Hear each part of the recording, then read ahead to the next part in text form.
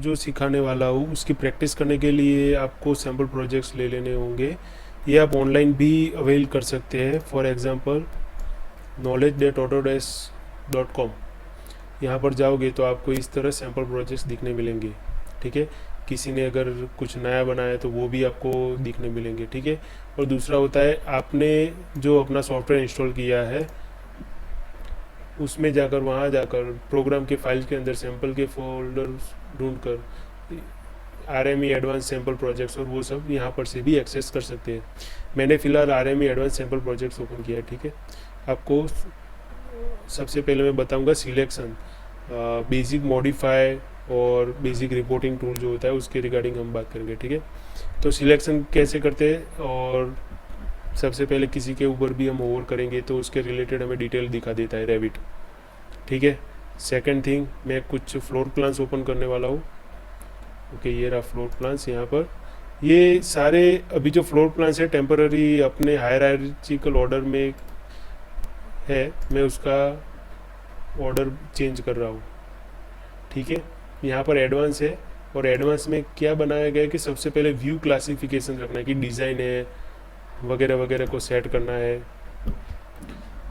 उसकी जगह पर मैं टाइप और डिसिप्लिन रखता हूँ। ये सब में बाय डिफ़ॉल्ट होता है, कट कर दे जी। इसके जगह टाइप और डिसिप्लिन रखूँगा जो हर जगह पर बेसिकली कॉमन होता है जब आप किसी भी टेम्पलेट को यूज़ करो। अब देख सकते हो आप floor plan, ceiling plan schematically arrange हो चुके हैं। यहाँ पर से मैं कोई भी एक लेवल डक्ट प्लान निकालता हूँ, call out for level 1।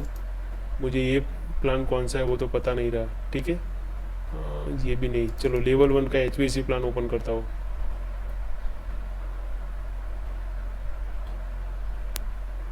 Okay, अब लेवल 1 का HVAC प्लान ओपन हो चुका है। ठीक है, बाकी की विंडो को मैं बैकग्राउंड में क्लोज करता हूँ।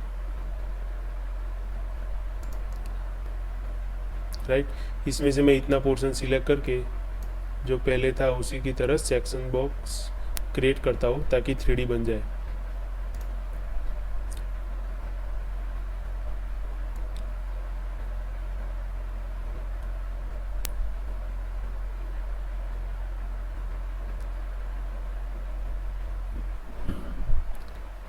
और यहाँ पर मैं WT प्रेस करूँगा ताकि मेरी दोनों विंडो साइड टू साइड हो जाए। ठीक है,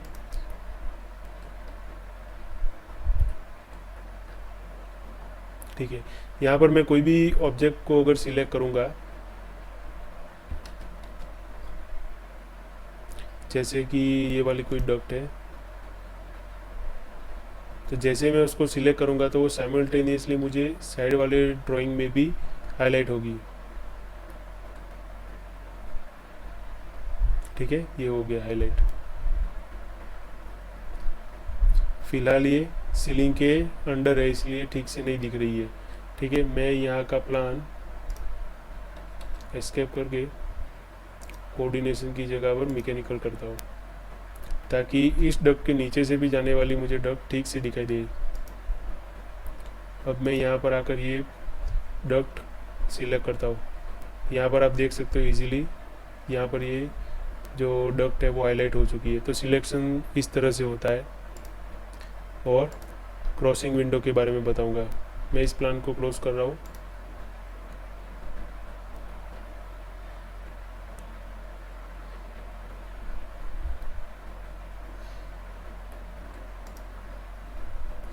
जब आप सिलेक्शन क्लिक करके right to left, left to right करेंगे तो उसे सिलेक्शन विंडो कहा जाता है। उसके अंदर पूरा ऑब्जेक्ट जो कवर होता है वही सिलेक्ट होता है। अगर कोई आधा ऑब्जेक्ट कवर होता है तो वो सिलेक्ट नहीं होता है। ठीक है, लेकिन अगर राइट से लेफ़्ट करेंगे तो ये विंडो जिस चीज़ को भी टच करती है वो सारी ऑब्जेक्ट्स सिलेक्ट हो जाएंगे।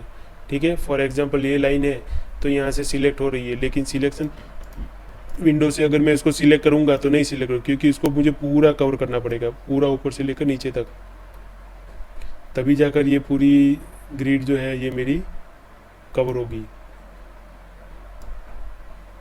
इस तरह।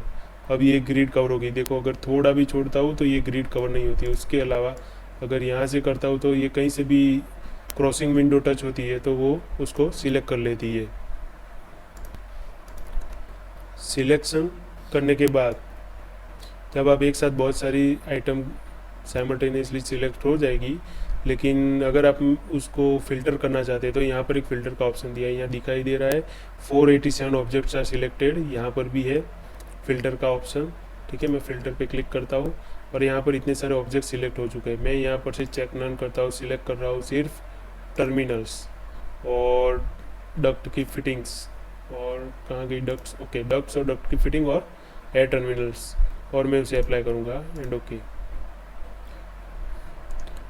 तो यहाँ पर मेरी सिलेक्शन में से सिर्फ डक्ट और डक्ट की फिटिंग ही सिलेक्ट हो जाएगी और उनके टर्मिनल्स। ठीक है, तो इस तरह हम फिल्टर का यूज़ कर सकते हैं।